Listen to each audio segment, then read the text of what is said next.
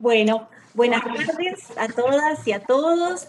Estamos acá reunidos en esta sesión virtual para hacer la defensa de tesis de Victoria y Gol, hoy jueves 25 de marzo de 2001.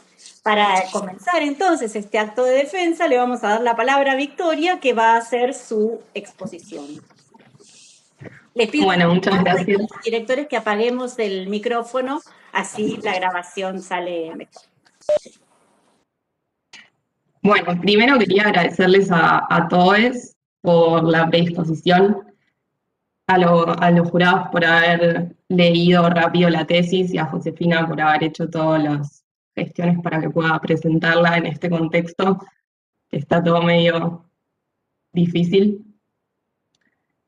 Bueno, y ahora sí voy a compartir pantalla.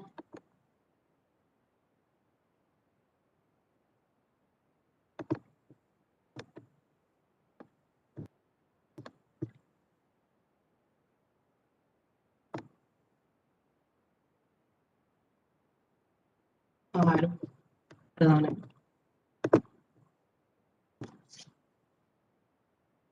Ahí la ven, ¿no?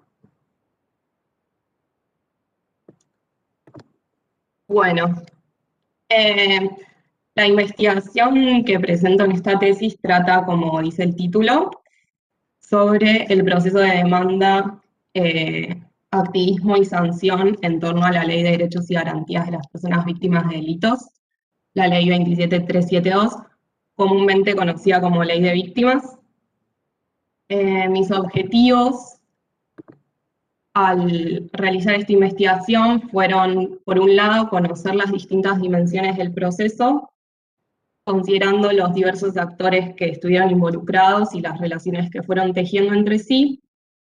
También indagar en la forma en que las víctimas construyeron su reclamo, los elementos que pusieron en juego en su representación pública y en su discurso, y también atender a qué otros actores no víctimas participaron del debate y cómo fueron esas formas de participación. Primero voy a contar brevemente cómo llegué al tema de investigación. Mi acercamiento al tema surgió a partir de allá por el 2018, a partir de un seminario que hice dictado por mi director Diego Zenoy, que trataba sobre conflictos, activismos y victimizaciones contemporáneas. Había pasado poco tiempo de la sanción de la ley de víctimas y Diego nos trajo este tema a un par de clases, digamos.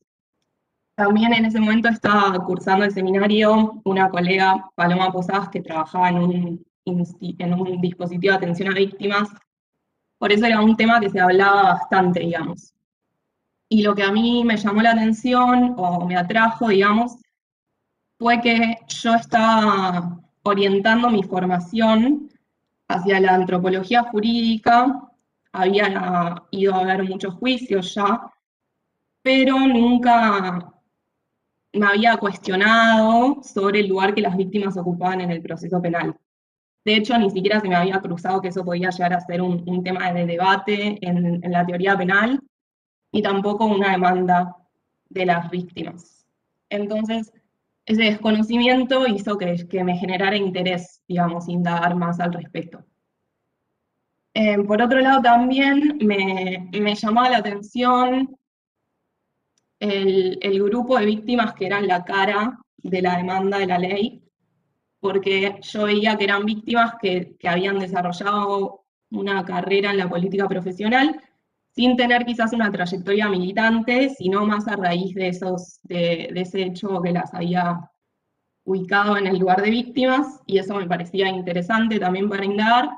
Y por último, como una tercera dimensión que me atrajo del tema, tenía que ver con el dispositivo de atención a víctimas DOVIC, porque me llamaba la atención las formas de trabajo que tenía este dispositivo, pero es un dispositivo interdisciplinario donde hay psicólogos, trabajadores sociales, abogados, antropólogos, y de hecho la directora hizo un posgrado en antropología, entonces el dispositivo tiene como un grado de autorreflexión sobre su práctica que me parecía interesante, digamos, como que me cautivó un poco eso.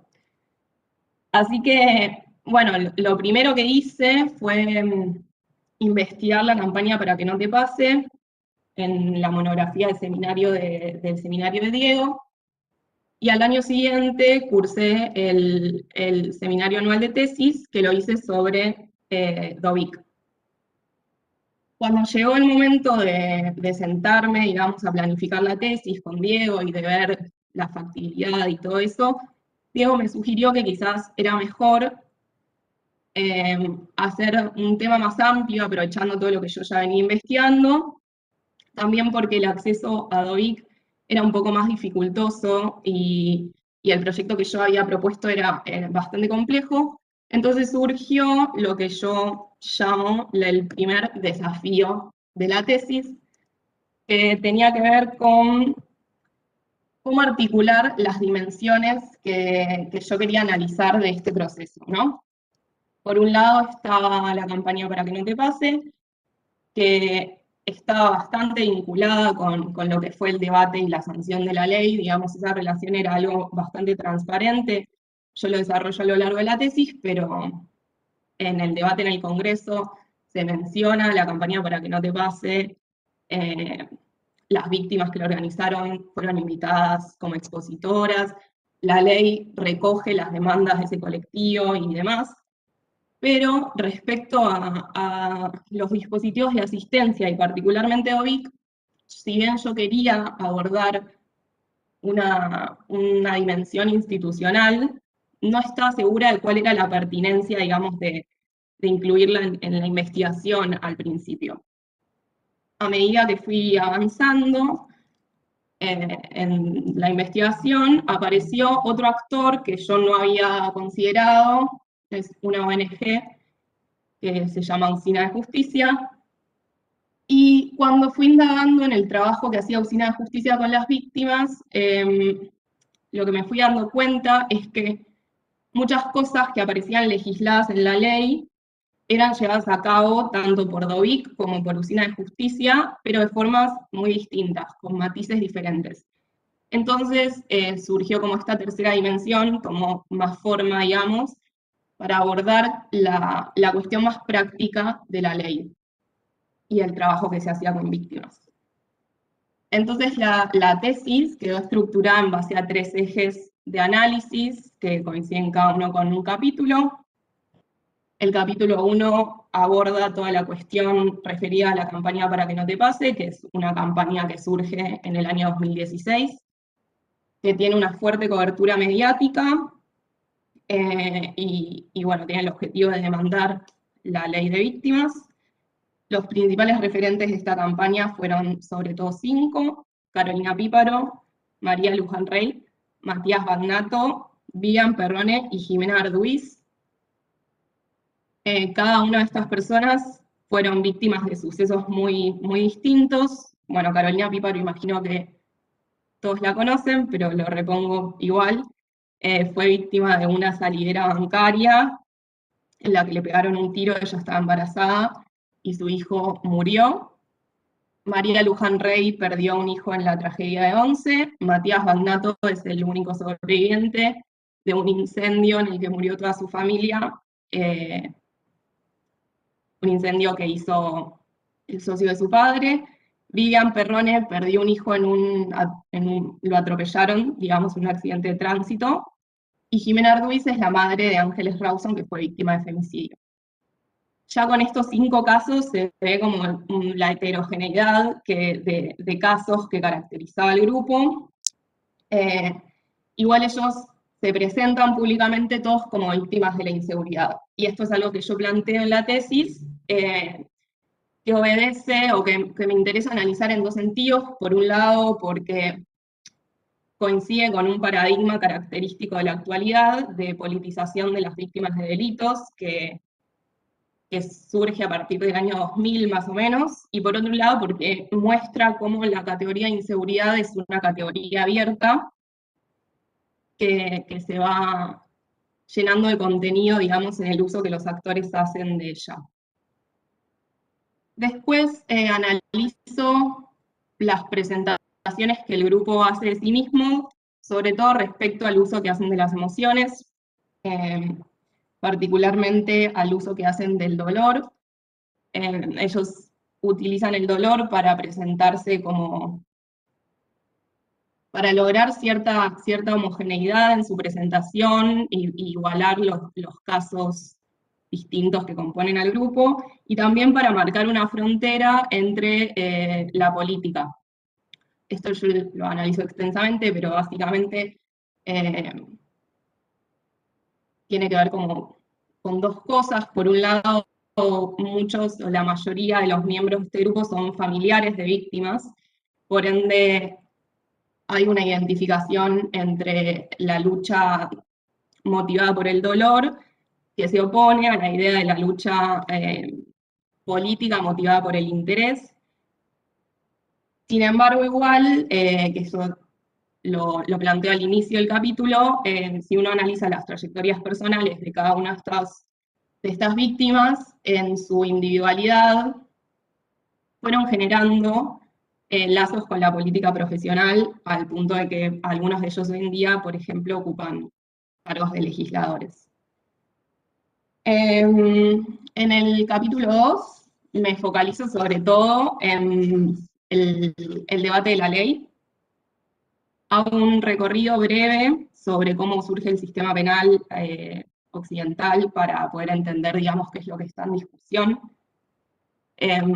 Esto sería como el proceso de expropiación del conflicto a la víctima, en el que surge la figura del fiscal y se conceptualiza, digamos, el daño como el daño interpersonal como una cuestión que afecta al orden social en general, y bueno, entonces el fiscal es la representación del Estado y supuestamente también representa los intereses de la víctima, entonces la víctima queda relegada a un plano secundario en el conflicto.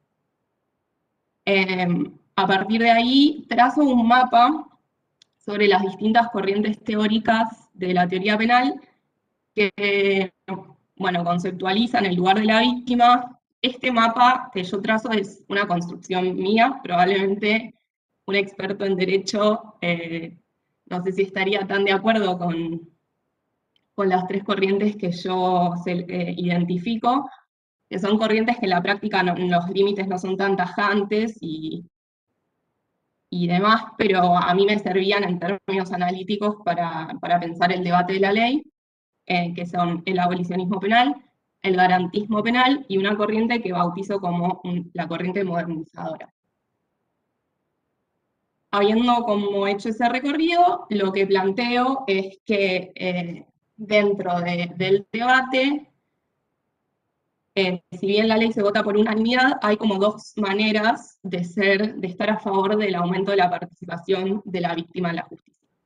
Por un lado, están aquellos que sostienen que la víctima tiene que tener más participación y que buscan fortalecer como el lado más represivo del Estado en términos penales, digamos, como un aumento de las penas, las condenas efectivas, entre otras medidas, y otros que defienden el aumento de la participación de las víctimas desde un paradigma de la ampliación de derechos y de una reforma de los objetivos del sistema penal. Y esas dos posturas se van viendo a lo largo de distintos ejes de discusión que fui identificando, sobre todo a partir de la exposición que hacen las víctimas, que tienen que ver con marcar, por ejemplo, la diferencia entre el conocimiento experto y la experiencia, la diferencia entre la justicia y la venganza, quiénes son víctimas legítimas y quiénes tienen la autoridad para definir eso, y qué sentidos de justicia y de seguridad están puestos en juego. En el capítulo 3 abordan, que ya lo fui mencionando un poco antes, pero esta dimensión más práctica de lo que sería la ley, a partir del trabajo que realizan dos instituciones, una ONG que se llama Usina de Justicia, que está conformada por expertos y por víctimas, y la Dirección de Orientación, Acompañamiento y Protección a las Víctimas, DOIC. El capítulo tiene como dos partes fundamentales. Una primera en la que presento el origen, la formación de estas dos instituciones, cómo conceptualizan y cómo llevan a la práctica el acompañamiento a víctimas, y las apreciaciones que tienen respecto a la ley. Y bueno, y por otro lado, la segunda parte hago como una comparación entre el trabajo de las dos instituciones. Respecto al acceso al campo y al material con el que trabajé, fue bastante diverso. Por un lado, lo que refiere a la campaña Para que no te pase y el debate de la ley, fueron dos procesos que sucedieron en el 2016 y en el 2017. Y cuando yo empecé a esta investigación, que fue en el 2018, eso ya había sucedido, por lo tanto no tuve la posibilidad de realizar observación participante, pero los reconstruí a partir de distintos documentos. La campaña Para que no te pase, utilicé noticias y notas periodísticas sobre la concentración y sobre la campaña, también declaraciones de los principales referentes en los medios, las redes sociales de la campaña, entrevistas a los referentes que se dieron posteriormente a lo que fue la campaña, y el registro de campo de una compañera antropóloga sobre la concentración, que me lo cedió a través de Diego. Después el debate de la ley lo reconstruí a partir de los diarios de sesiones del Congreso, la versión taquigráfica de las sesiones, los videos que había y que pude encontrar de los plenarios de comisiones, sobre todo el Senado. En lo que refiere a DOIC y Usina de Justicia, ahí sí pude realizar entrevistas. Las entrevistas en DOIC las realicé en el año 2019, gracias a una colega, Paloma Posadas, que trabajaba ahí y que me sirvió de contacto. Fueron 3 o 4 entrevistas las que pude realizar, las realicé en el mismo dispositivo, digamos. Y siempre fue un poco difícil coordinar la posibilidad de hacer las entrevistas, porque cuando yo llegaba al dispositivo, en general me pasaba que la persona que iba a entrevistar en ese momento estaba ocupada y tenía que entrevistar a otra persona, o tenía que hacer entrevistas más cortas porque se habían olvidado de avisarme que había una reunión, o habían surgido cosas en el mismo día que hacía como que tuviese que reacomodar, digamos, los planes. Después, en Usina de Justicia, en cambio, yo les mandé un mail contándoles mi investigación a fines del 2019, y me llamaron por teléfono ofreciéndome participar de las reuniones mensuales que hacían, y que si yo creía que era necesario, también podía realizar algunas entrevistas. Como después llegó el 2020 y vino la pandemia, todo lo presencial se suspendió, entonces eso no lo pude hacer, y retomé el contacto con ellos a fines del año pasado para ofrecerles hacer entrevistas virtuales, a lo que me dijeron que sí, y bueno, fue finalmente la modalidad en que los entrevisté. Siempre se mostraron con mucho interés y bastante predispuestos en mi investigación. Ahora me gustaría mencionar algunas problematizaciones de mis preguntas iniciales y algunas desnaturalizaciones de supuestos que tuve que ir haciendo a lo largo de la investigación. Por un lado, en lo que se refiere a la campaña Para que no te pase, al inicio yo no había considerado la dimensión de las trayectorias personales como algo importante a tener en cuenta. Después, cuando fui avanzando en el análisis, me di cuenta que estaba bueno incluirlo. También no había considerado la importancia de indagar en ciertas categorías, como la idea de víctimas de la inseguridad. Y me pasaba algo que, gracias a, bueno, ir leyendo más, incluir bibliografía y los aportes de Diego, pude también cuestionarme, que era que tomaba los discursos que el grupo generaba sobre sí mismos como mis propias explicaciones. Me pasaba eso sobre todo en lo que refería al discurso de las emociones y del dolor. Y bueno, y a partir de esto de los aportes de Diego y de leer bibliografía, me lo fui problematizando y comprendí, digamos, que lo que a mí me interesaba, lo que yo buscaba, no era explicar por qué el grupo estaba unido o cosas por el estilo, o definir categorías como qué es la justicia, qué es la seguridad, sino más bien como pensar cómo el grupo hablaba de sí mismo y qué lugar ocupaban las emociones en ese discurso y qué sentidos distintos daban vueltas, circulaban respecto a las categorías que se usaban en el campo, digamos. Por otro lado, también en lo que hace al debate legislativo, al principio yo cuando empecé a leer los diarios de sesiones, esperaba encontrarme un debate que fuera técnico, digamos, donde los legisladores enunciaran argumentos técnicos y jurídicos respecto a por qué era importante que las víctimas tuviesen participación en la justicia, pero cuando iba leyendo, digamos, las intervenciones de los legisladores, lo que encontraba más que nada eran argumentos basados en las emociones y en las experiencias narradas por las víctimas, incluso algunos en experiencias personales. Y eso me sirvió para darme cuenta de cuál era mi idea respecto al trabajo legislativo, que yo me lo imaginaba como algo puramente técnico y a los legisladores como personas puramente racionales, y que eso efectivamente no era así, y de hecho hay un montón de trabajo antropológico que lo demuestra. Por otro lado, también tuve que hacer un trabajo de desnaturalización del uso de ciertas categorías que son muy comunes en el campo, como la idea de acompañamiento a víctimas, de cambio de paradigma en la justicia, de vulnerabilidad. Eran todas categorías que yo no había problematizado al inicio, y que bueno, a medida que fui avanzando y sobre todo cuando como analicé esta tercera dimensión del trabajo más práctico de la ley, pude ver como estas categorías puestas en práctica y entender qué sentidos distintos tenían. Y por último, lo que refiere a la cuestión de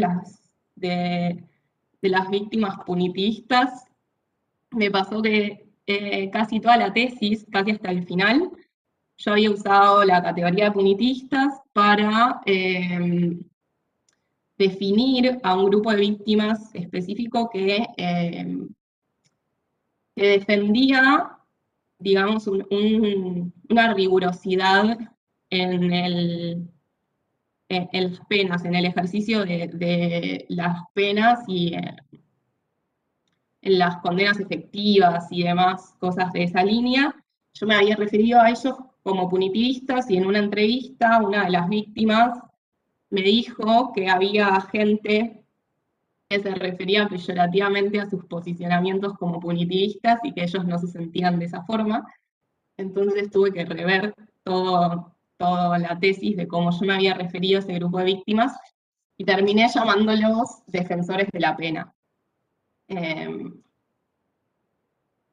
Entonces, como conclusión, creo que el trabajo busca o que intenté mostrar un poco como para impulsar una demanda colectiva, las víctimas movilizaron las emociones, particularmente el dolor, que por un lado les permitió colocar todos los casos particulares en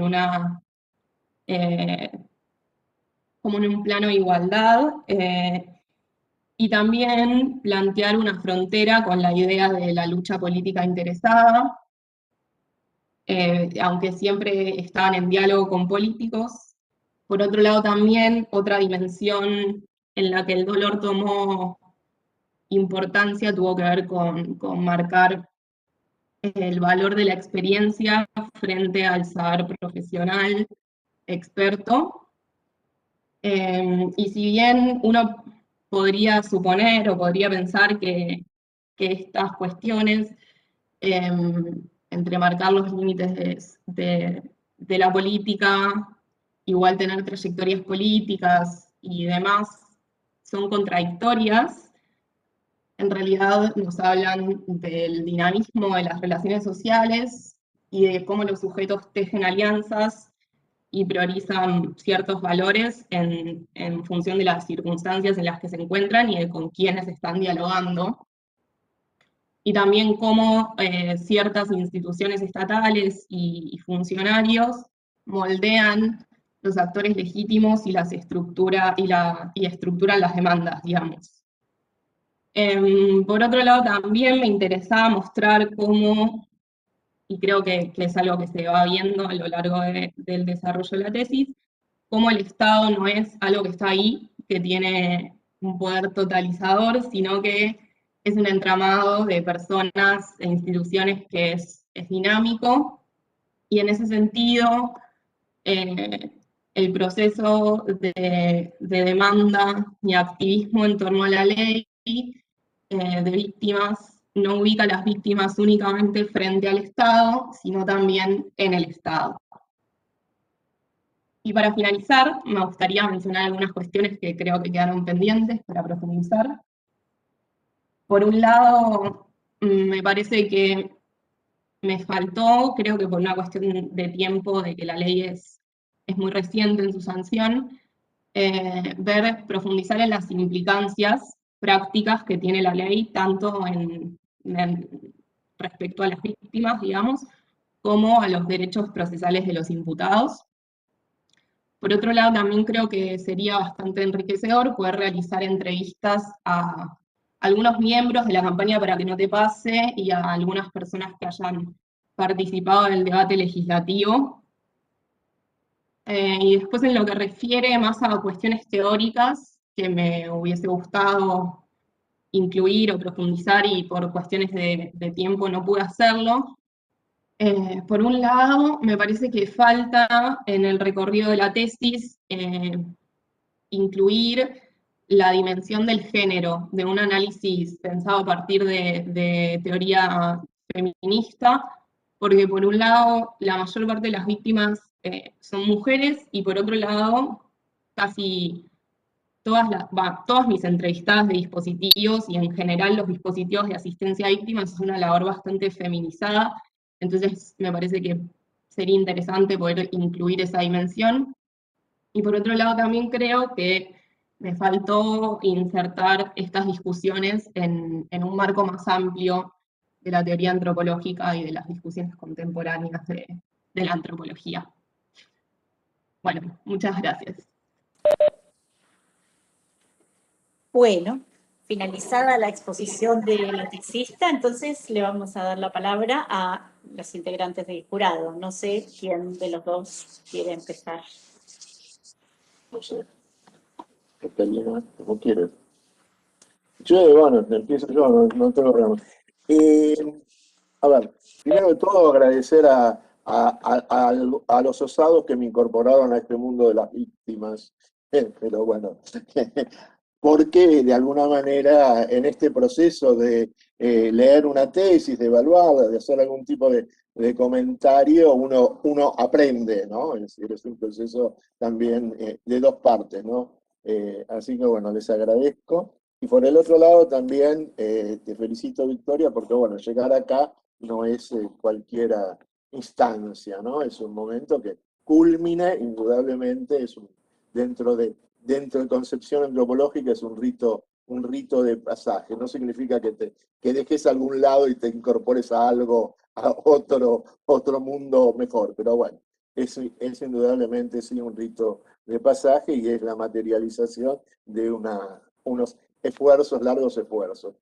Respecto de la tesis, bien, a ver, realmente fue una experiencia interesante leerla, me parece que hay todo un proceso de reflexión que respecto de las preguntas que te vas haciendo, de las categorías que vas, digamos, planteando como ordenadoras para la comprensión de este tema,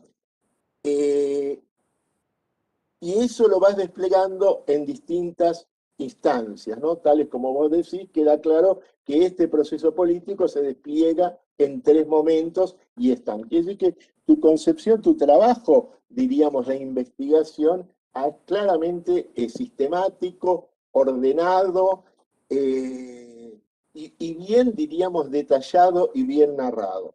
Ahora bien, debiera destacar 2 o 3 cuestiones puntuales que creo que tienen que ver de mayor envergadura. Una de las cuales la resolviste planteando tu propia trayectoria. Eso no está en el texto, ¿no? En la tesis escrita no está tu trayectoria, sino se encuentra Victoria Egol en el sentido que es la que lo motivó, que es, en términos de Weber, cómo se encantó con el tema. Es decir, no está ese encantamiento, como ahora lo resolves. Y por otro lado, me daba esta misma sensación que la narrativa, es decir, que vos estás utilizando, está bien desapegada de alguna forma. Es decir, como que Victoria como sujeto, intentando comprender aquello que alguna vez Boas, para que te des idea de la teoría antropológica, Boas nos decía, comprender con nuestro propio corazón el corazón del otro humano. Bueno, ahí hay una serie de... Y en un tema donde la emoción, el compromiso militante no es solo del otro, sino también de uno, donde esa distancia de empatía respecto del tema para poder comprender el tema es significativo. Bueno, ahí está bien. Es también, de alguna manera, creo, lo que la institución, digo, o el director también te va marcando y uno se va haciendo en esas cuestiones.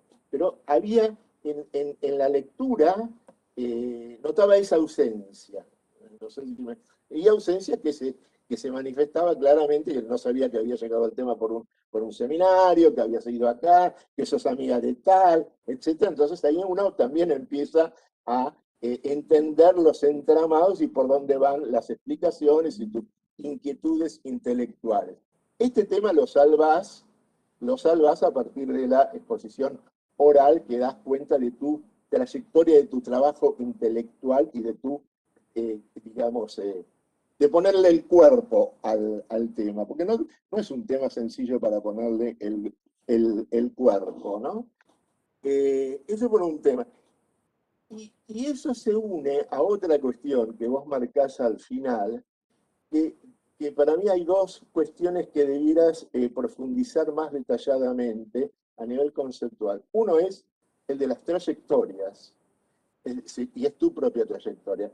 El tema del análisis de trayectorias en la antropología es un tema que surge al inicio. Yo recuerdo, cuando digo recuerdo, haber leído alguna entrevista de alguna antropóloga argentina que dice que comenzó en la antropología a haber leído un texto de Oscar Lewis, como es La vida de, etcétera, etcétera, donde dan cuenta de las trayectorias. Y la trayectoria se enlaza con el método biográfico. Y vos, cuando desarrollás la metodología, no lo tocás, método biográfico. Entonces es una trayectoria que con la misma palabra pareciera ser que es de el acervo cotidiano de cada uno de nosotros. Bueno, no es tan sencillo marcar o, diríamos, narrar, diríamos, relevar la trayectoria de una persona. La mía ni te cuento, porque además cuando uno intenta relevar la trayectoria de una persona, están constantemente mintiéndote, ¿no? Es decir, bueno, imaginando su propia trayectoria de distintas maneras. Una de las cuestiones que me parece que debieras indagar más, en el método biográfico, hay en antropología, hay trabajos señeros, Schelin, que vos la citás para otra cuestión, tiene allá la trayectoria, la historia de vida de los campesinos en Monterrey, década del 60. Y hoy por hoy, me parece hoy por hoy, dado había cuenta de que tal vez esta cuestión de la vertibilidad continúe y solo tengamos este método y que la observación participante esté disminuida, hoy por hoy me imagino que hacer relevamientos virtuales de trayectorias, bueno, me siento, empezamos a charlarlo vía esta plataforma, la trayectoria de uno y otro. Así que ese me parece un tema, diríamos, que debieras profundizar conceptualmente. porque además se manifiesta con mucha fuerza en el capítulo 1, cuando vos hacés la trayectoria de las distintas víctimas. En principio te basás en la trayectoria, por ejemplo, pones un punto de origen que es el momento de lo sucedido, por el cual pasan de ser a. Ahora yo me pregunto si alguno de ellos no ha tenido otro evento o a víctimas que no respondieron, ¿no? Digo, no actuaron de la misma manera. Es decir, yo creo que si hablas con cualquiera de nosotros, ha tenido algunos eventos más o menos traumáticos que ha actuado de diferentes maneras y que podrían pensarse como víctimas. Me pregunto, hoy por hoy, si vos hablaras con Píparo, te va a decir no que tuvo uno, sino que tuvo dos eventos con víctima, ¿no? Es decir, a partir de lo que, no sé qué le pasó ahora, bueno, digo. Entonces me parece que ahí eso necesita profundizar ese tema de trayectoria. Y el otro tema, digamos, también que me parece a profundizar, es el tema de la noción de experiencia. La usás, la noción de experiencia, no hay ninguna, como diría, reflexión sobre el uso. La noción de experiencia en la teoría antropológica también tiene un largo tratamiento desde los que quieran.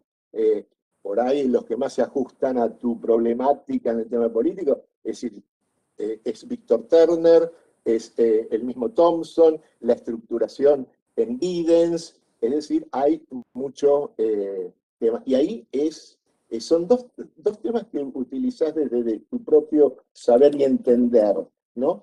Y que por el otro lado, en la misma introducción, te detenés en conceptualizar otros distintos términos que no son tan usados, pero sí me parece que el tema de trayectoria y de experiencia son claves en la constitución.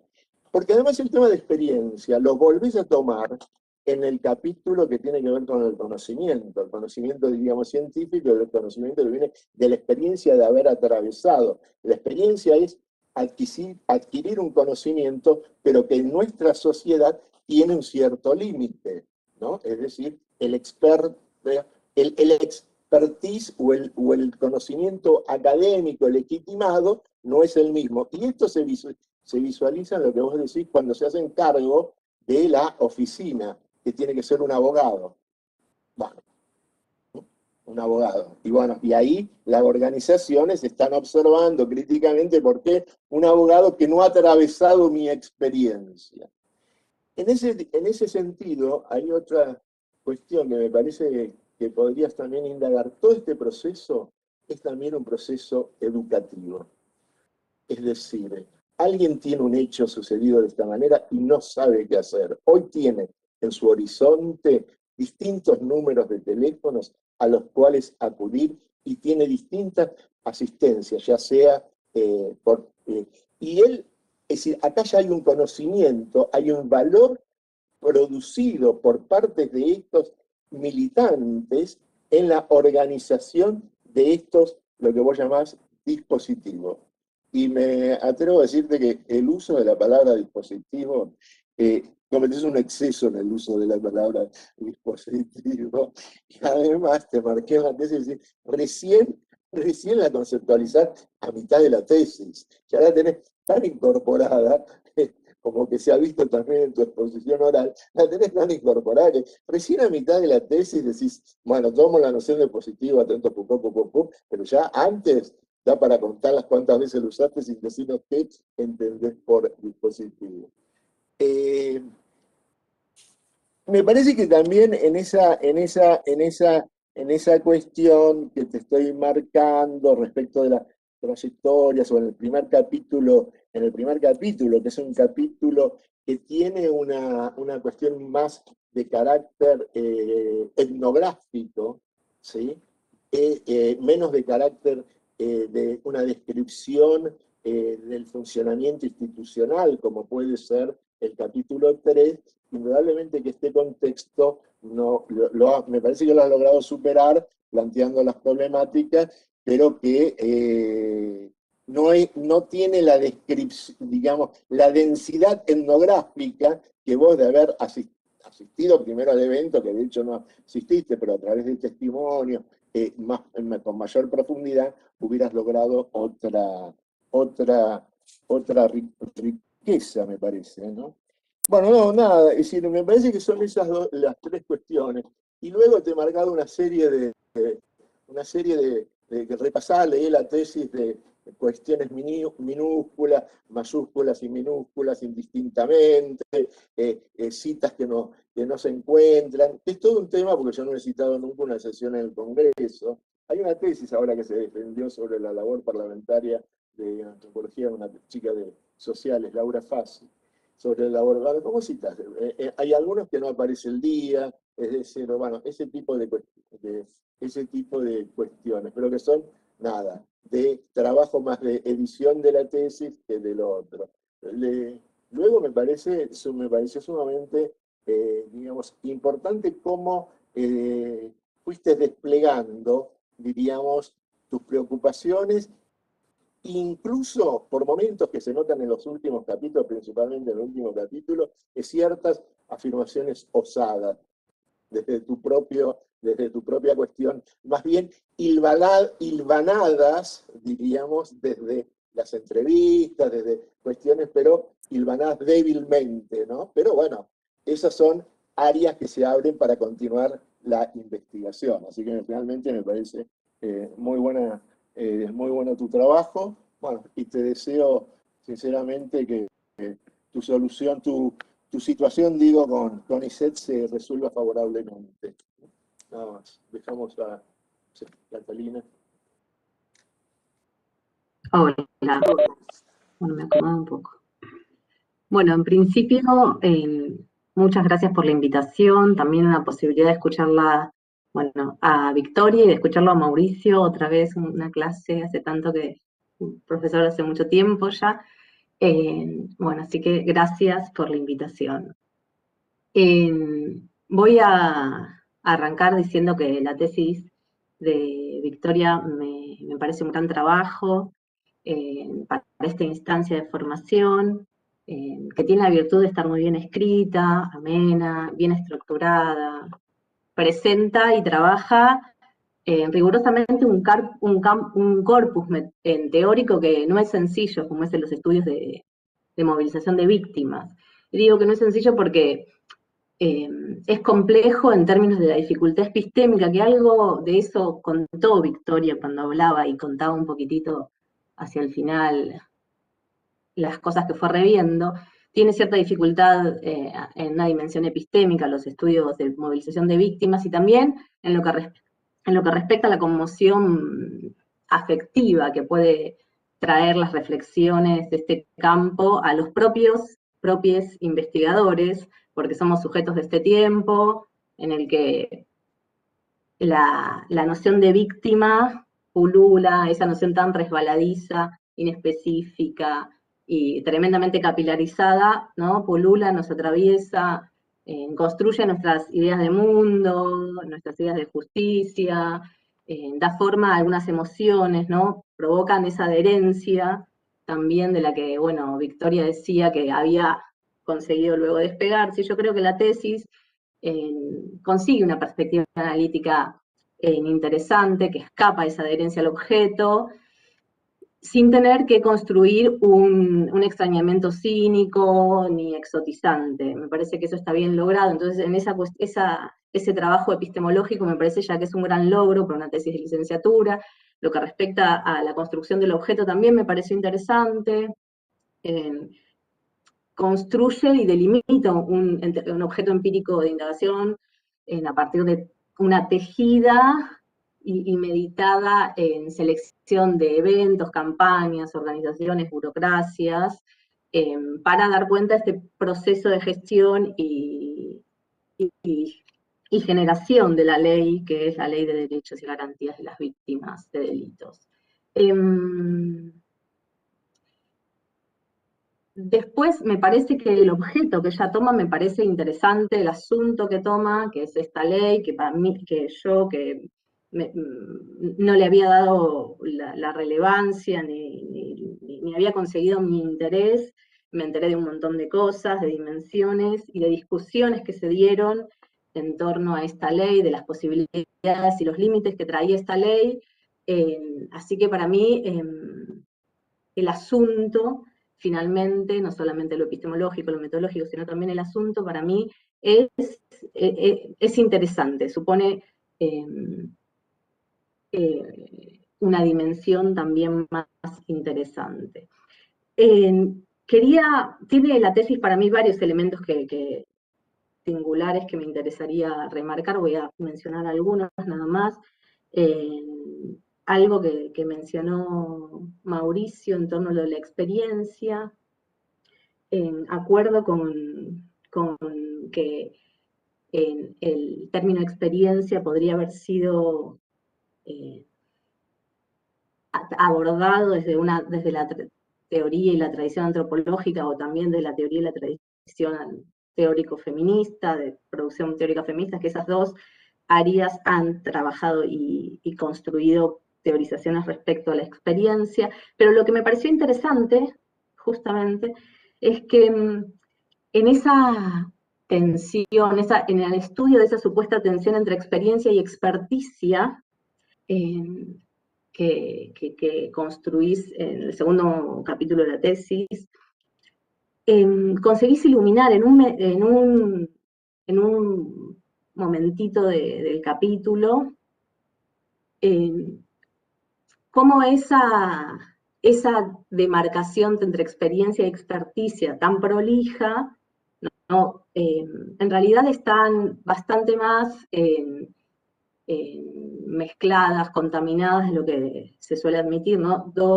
En el debate por la ley, la experticia parecía como un modo de legitimar la narrativa, ¿no? Los expertos hablando, y también la experiencia de las víctimas como otro lenguaje legitimante, ¿no? Otra posición legitimante. Acá vos mostrás en un pedacito, que para mí a veces eso siempre es difícil de señalar, el carácter construido de la experticia. Vos señalás, bueno, construido de la experiencia. En las experiencias vos encontrás huellas de intervenciones que han tenido estas víctimas por parte de profesionales en distintos dispositivos de atención. Huellas del contacto con personal del campo de la salud, huellas del contacto con personales del sistema jurídico penal. Eso me pareció, y es un pedacito pequeño, más allá de la discusión teórica que por ahí podría nutrir más incluso ese momento de la tesis, ahí tenés un hallazgo de campo que me parece súper destacable e interesantísimo.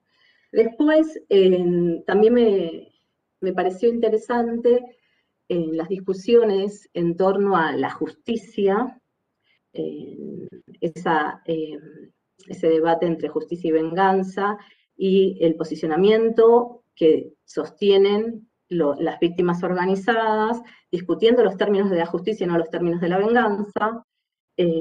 Me parecía interesante en un contexto actual, ¿no? Donde estamos pensando en reformas en el sistema jurídico, estamos pensando y se vienen trabajando, porque todas estas discusiones en torno a la justicia, los límites de la justicia y los problemas de esta expropiación del conflicto por parte del Estado no aparecen ahora, tienen mucho tiempo de discusión incluso entre los expertos del campo, y en la contemporaneidad tenemos algunas apuestas para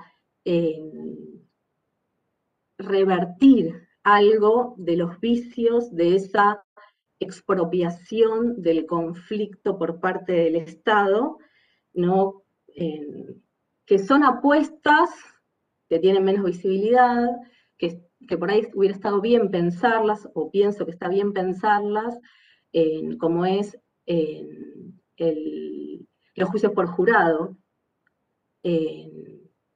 que como un modo de revertir también esa hiperprofesionalización, esa expropiación del conflicto, que igual que la propuesta de esta ley de las víctimas movilizadas, es una propuesta de transformación del procedimiento, pero que muchos celebran como de fondo también. Digo, las dos en ese punto parecieran estar discutiendo algo que es procedimental, pero que con aspiraciones de que sea de otro orden. Eso me pareció también sumamente interesante, como para tirar de ahí y pensar otras cosas. Y también, y una última cosa que me pareció muy interesante, que vos decís que, bueno, que por ahí te queda para analizarla después, y a mí me pareció, está buenísimo. Cuando analizás el dispositivo del DOVIC, y concretamente traes fragmentos de testimonios de operadoras, creo que una antropóloga, pero operadoras que trabajan con asistencia a víctimas por cuestiones de violencia de género. Todo el dispositivo de DOVIC, por lo que vos describís, es un dispositivo que tiende como si tomara algo del espíritu del movimiento de víctimas y no pensara esa militancia o el tratamiento a las víctimas desde un procedimiento completamente desideologizado, completamente, no digo reñido con lo político, porque tampoco así, pero sí desideologizado. Ahora bien, cuando aparecen las operadoras por violencia de género, vuelve a ser posible la emergencia de lo político, vuelve a ser posible el signo de lo político a partir de la adscripción al feminismo. Y eso me parece que es interesante pensar. Toda la militancia en torno a las víctimas es una militancia que se declara, como vos bien decís, vos y el campo identifica que pasa esto con los movimientos de víctimas, es un movimiento que rechaza los lazos con lo político, institucionales o ideológicos, aunque en la práctica pudieran hacer otras cosas, y en lo que respecta a las víctimas por violencias de género, el signo de lo político, la política feminista es posible, de repente sí se puede. Eso, me parece que ahí traen una complejidad que es bastante interesante. Vos lo decís, yo lo leí en la tesis como en retazos, está eso opuesto, y bueno, me parece que por ahí hay algo que también, sobre lo que seguir tirando. Y después, para cerrar, porque por todo lo que dije, a mí la tesis también me gustó mucho, te voy a dejar un par de preguntas que si podés me las contestás, y si no... porque creo que están sugeridas en la tesis, o no, y me gustaría que o te explayes más o que digas más. En lo que refiere a la discusión en torno a la discusión sobre la justicia, que aparece en el capítulo 2, que hay yo encontré que se despegaban muchos, no sé cuántas personas, se despegaban de la condición de las narrativas más de la venganza, de la mano dura, que había un posicionamiento político para despegarse de esas retóricas. Yo me preguntaba, y de hecho vos decís, lo mencionás a Bloomberg, así que bueno, no, ahí hay una diferencia con Bloomberg. Yo me preguntaba si vos pudiste rastrear, yo entiendo lo que decía Mauricio, que el campo por ahí no te permitió, no fue tan el asco, un montón de cuestión, pero quizás vos, como has podido mirar otras cosas con otros medios, quizás vos también tenés alguna respuesta al respecto de esto. Si vos pensás que en este proceso de organización, aunque fue cortito para el desarrollo y gestión de esta ley, hubo un proceso de formación política también entre las víctimas, ¿no? Me imagino yo que teniendo que salir a hablar con los medios, hablar con políticos, teniendo que convencer al vecino, los discursos de odio o los discursos cargados muy de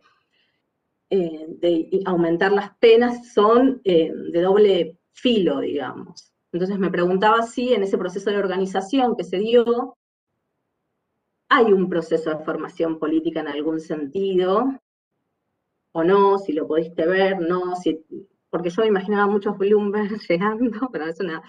y participando en estas instancias, y bueno, el encuentro con lesotres, y ese intercambio, bueno, ¿qué quiero, qué necesito, qué es lo bueno, qué es lo malo?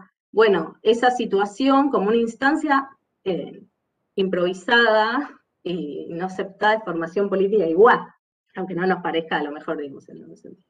Después, bueno, algo que vos dijiste que tenías que seguir estudiando y pensando, que tiene que ver con, y que ya adelantaste, yo me preguntaba si la perspectiva de género era posible aplicarla, si encontrabas una distribución diferencial de las emociones en función del familiar víctima que estuviera implicado, si eso era así o no, o si era igual el padre, la madre, porque vos decís que en distintos momentos, yo me quedé ahí con un poco de ganas de algo más, de que hay jerarquías de víctimas, que no todas las víctimas tienen el mismo grado de centralidad, y me preguntaba si el género también tenía que ver en esa escalafón, en esa jerarquía de las víctimas más importantes y más dolientes de las que no. Bueno, eso. Esa sería la última preguntita, que bueno, igual vos algo ya dijiste, pero no te la quería dejar de hacer por si tenías ya algún tipo de respuesta, intuición o algo. Bueno, muchas gracias. Bueno, Victoria. Bueno, gracias por sus aportes, re interesantes todos, la verdad. Bueno, voy a empezar a partir de lo que fui anotando. Sobre las trayectorias personales, sí, concuerdo, creo que faltó como quizás un desarrollo teórico de lo que sería reconstruir una trayectoria, y también creo que me faltó poder hacer entrevistas también, porque yo todas las trayectorias o lo que reconstruí de eso lo hice a partir de notas periodísticas, de entrevistas en diarios. Entonces un poco quizás las personas también se narraban a sí mismas ubicando digamos, el inicio de sus trayectorias a partir del suceso trágico que les había pasado. Y no contaban quizás tanto qué era lo que estaban haciendo antes o cosas así. Entonces creo que es algo que me gustaría poder reconstruir, y que quizás en algún momento tengo la oportunidad de hacerlo, pero sí, yo concuerdo con que falta. Después, sobre la noción de experiencia, no lo había pensado, la verdad. No había pensado en como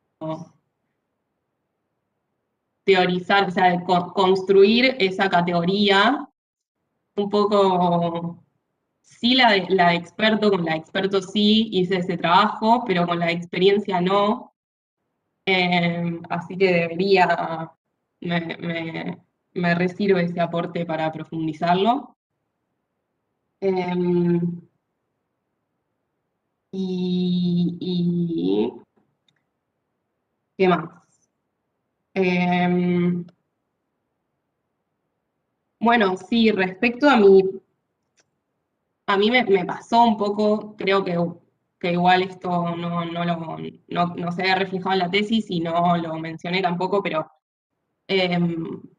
cuando yo realicé las entrevistas a víctimas, digamos, y las víctimas me contaban los sucesos que habían vivido, era algo bastante fuerte al principio, como que yo no lo había considerado que eso me iba a pasar, pero de repente estaba entrevistando a la madre de un pibe de 16 años que lo mataron en un robo, y cómo la mujer te contaba eso, y después todas las otras cosas que quizás ella pretendía de la justicia, que si yo individualmente tengo que tomar una posición, quizás no estoy tan de acuerdo, era como que yo necesitaba un poco distanciarme también de mi propia visión de de lo que es la justicia penal y también de lo que me pasaba a mí cuando me contaban sus experiencias, porque eran bastante fuertes todas.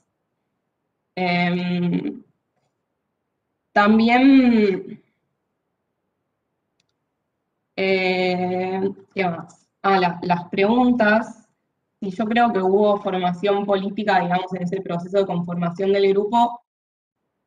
Yo pienso que sí que hay, o sea, que las víctimas atraviesan desde el momento en que, sobre todo las víctimas más mediáticas, el universo de víctimas como menos expuestas no lo puede indagar tanto por cuestiones bueno, que no puedes hacer tanto campo presencial, digamos, estar ahí en un acompañamiento, hablar con variedad de víctimas, digamos.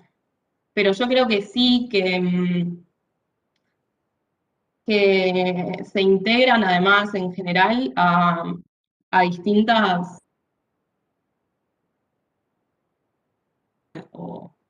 fundaciones, por ejemplo, Mes del Dolor, que es una organización, ay, no me sale qué es, pero es algo parecido a una fundación, algo civil, no me sale la primera palabra. Madres del Dolor atraviesa casi todos los casos de las víctimas de Para que no te pase.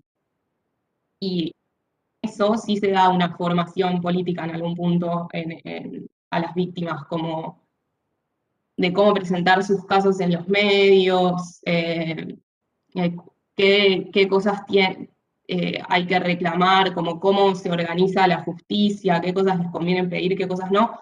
Yo así me atrevo a decir que sí, que hay cierta formación. Y que de hecho esa es un poco la diferencia entre por qué ciertas víctimas son la cara de la demanda y no otras. Pero eso es una apreciación mía, ¿no? La realidad es que no puedo afirmarlo 100%. Y después respecto a la dimensión del género, yo creo que sí, que hay algo ahí de jerarquía. Hay un par de víctimas, de familiares de víctimas padres, que expusieron, pero el número es casi, o sea, no sé, habrán sido 3 hombres. Así que yo creo que sí que hay algo más del dolor asociado a la maternidad, que creo que es algo característico, igual no relevé bibliografía, pero me imagino que debe existir por la historia de nuestro país y el movimiento de víctimas. Pero sobre todo lo que sí noté es que está muy feminizado la asistencia a víctimas. Como que por ejemplo, Dovic trabaja un solo hombre, por lo menos hasta el momento que yo hice trabajo ahí, en todos los equipos estaban formados por mujeres. Así que yo creo que sí, que hay algo interesante en ese sentido para pensar. Creo que no me faltó nada más.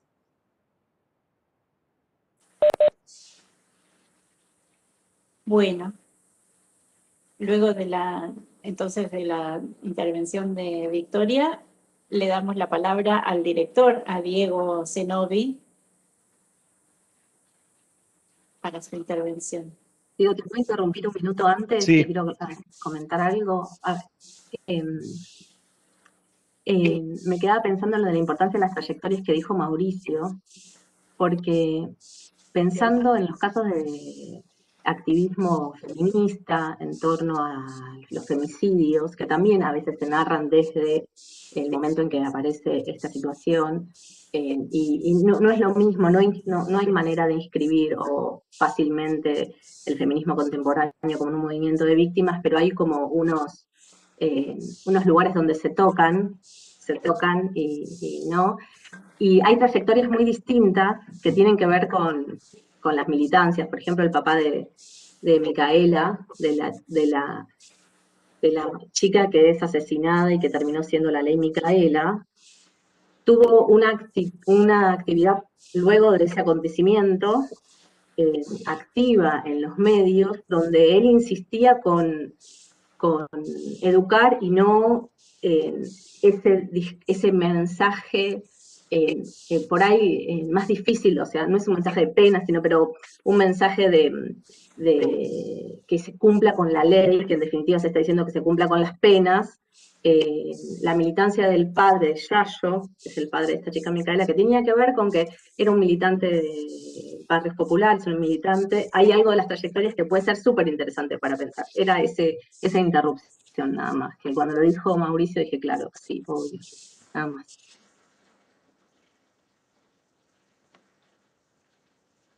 Bueno, genial, gracias. ¿Ahí puedo hablar, Josefina? ¿Me escuchan? Sí, te ¿Sí? escuchamos perfecto.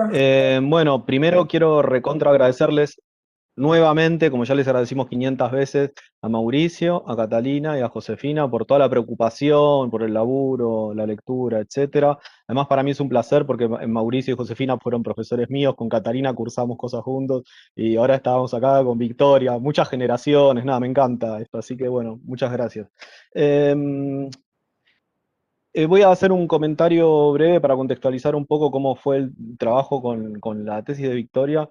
Lo primero que quiero decir antes es que cada vez que hay una defensa de una tesis de grado, para mí es un gran logro, no solo en términos personales, por lo que en lo que hace a la persona que defiende, ¿no? Por su avance y por lo que significa poder lograr un trabajo de investigación, sino también en términos institucionales, que podamos formar personas que van a licenciarse y atravesar por este ejercicio de investigación me parece fundamental. Así que esto me parece que es un gran momento.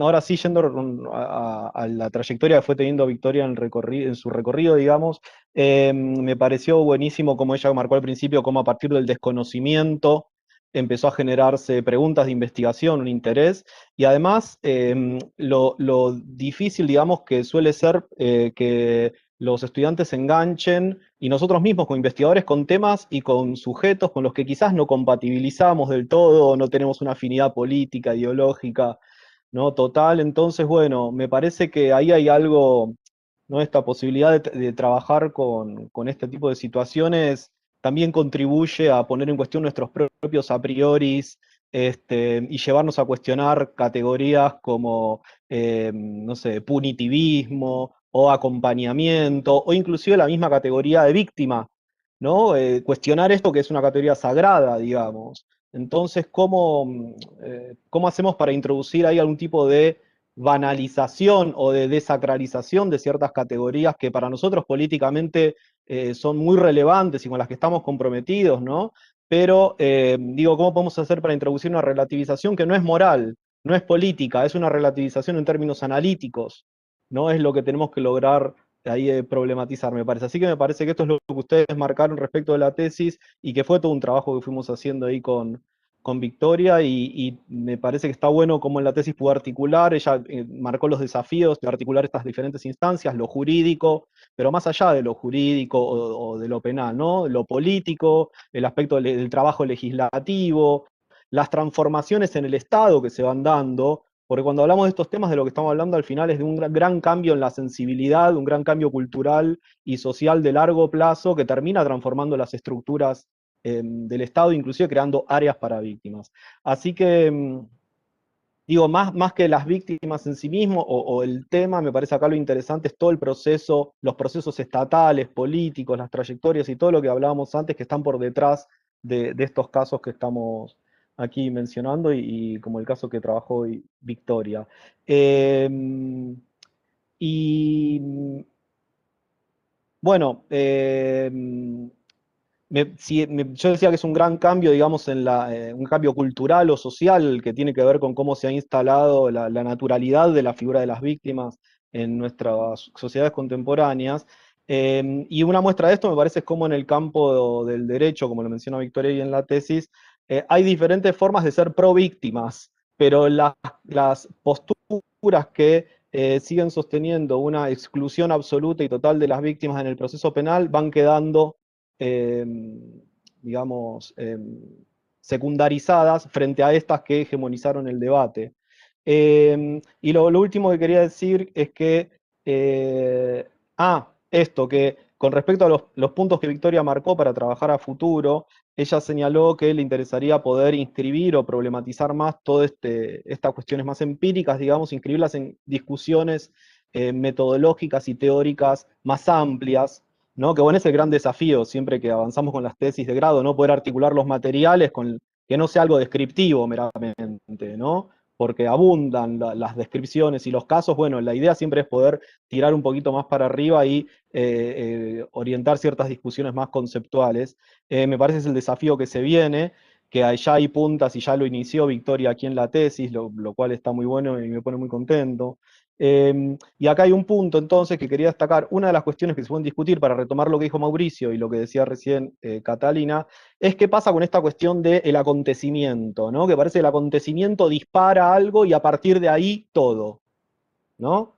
A la víctima le pasa algo, le secuestran a un hijo, matan a un hijo o a un pariente, y a partir de ahí, bueno, hay muchos autores que ya vienen problematizando esta idea, si las víctimas se hacen activistas o si para transformarse en una víctima pública, cuál era la trayectoria preexistente de esas personas, ¿no? Entonces, ahí hay toda una discusión re interesante sobre cuál es el lugar del acontecimiento en nuestras producciones, digamos, en nuestros trabajos analíticos sobre las trayectorias, ¿sí? Es decir, muchas veces en nuestras propias formas de producir datos, por ejemplo, al hacer entrevistas, al construir bases de datos, yo lo veía en el censo que hizo el Estado de la ciudad sobre las víctimas de Cromañón, en los propios dispositivos de producción de datos se cuelan los supuestos que colocan al acontecimiento con un a priori, ¿no? Entonces el mundo se divide en un antes y un después. Pero esto no solo para las personas, sino muchas veces desde nuestras propias producciones o intervenciones sociológicas, digamos, socioantropológicas. Así que ahí me parece que hay una discusión interesante para pensar el acontecimiento como crisis y como ruptura, como discontinuidad, o como una continuidad del mundo previamente existente bajo una nueva serie de condiciones y de relaciones sociales renovadas, digamos. Pero bueno, todo eso sí se inserta en una gran discusión dentro de la antropología y me parece que ahí puede haber una de las puntas para pensar a futuro también. Así que bueno, nada, estoy muy contento por todo lo que dije al principio, así que gracias. Y felicitaciones, Victoria. Bueno, terminado entonces esta primera parte, ahora el tribunal tiene que pasar a deliberar.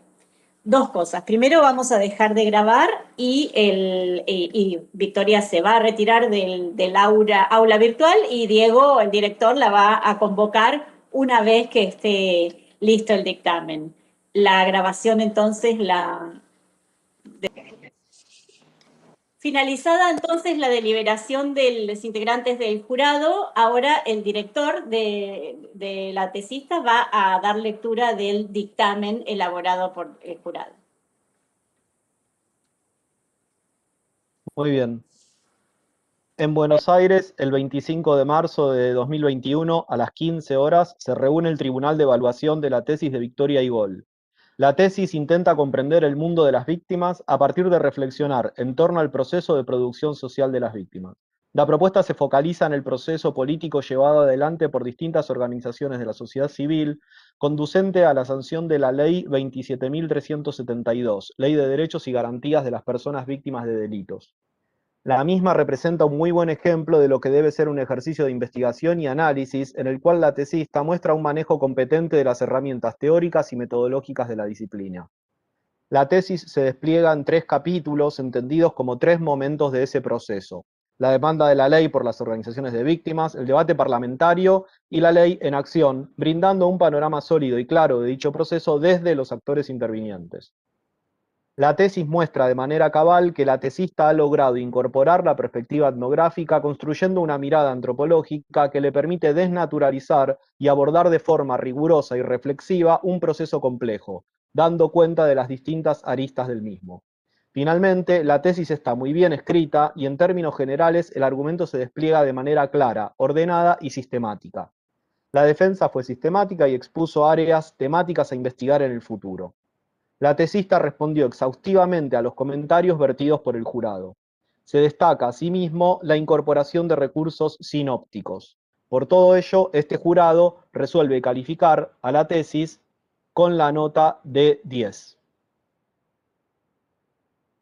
Ay, gracias. Felicitaciones, Victoria. Bueno, Muchas gracias a todos. con esta... Gracias a usted y felicitaciones. Felicitaciones, Victoria. Bueno, Muchas gracias. Felicitaciones, Victoria. Directora. El departamento está bienvenida al... muy feliz de tener una nueva graduada. Buenísimo. Bueno, gracias. Gracias a todos. Te deseo lo mejor con la situación conicetista. ¿Sí? Métale para Ojalá. adelante. ¿Eh? Así